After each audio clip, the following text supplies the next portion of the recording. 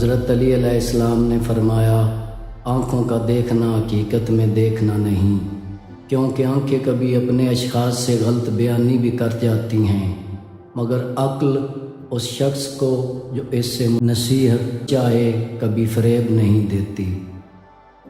اللہ جس بندے کو ذلیل کرنا چاہتا ہے اسے علم و دانش سے محروم کر دیتا ہے۔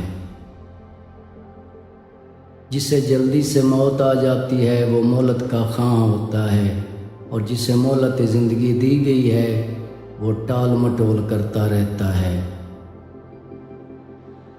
علم کا حاصل ہو جانا بہانے کرنے والوں کے عذر کو ختم کر دیتا ہے۔ لوگ کسی شے پر واہ واہ نہیں کرتے مگر یہ کہ زمانہ اس کے لیے ایک برا دن چھپائے ہوئے ہے۔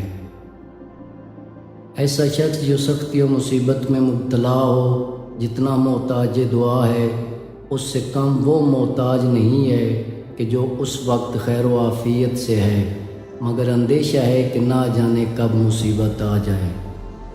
لوگ اسی دنیا کی اولاد ہیں اور کسی شخص کو اپنے مال کی محبت پر لعنت ملامت نہیں کی جا سکتی۔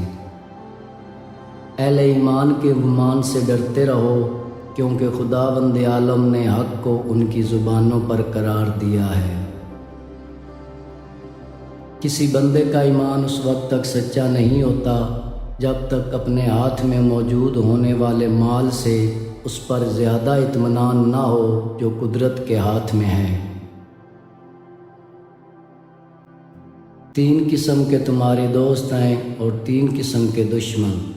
دوست یہ ہیں، تمہارے دوست کا دوست اور تمہارے دشمن کا دشمن، اور دشمن یہ ہے، تمہارا دشمن، تمہارے دوست کا دشمن اور تمہارے دشمن کا دوست۔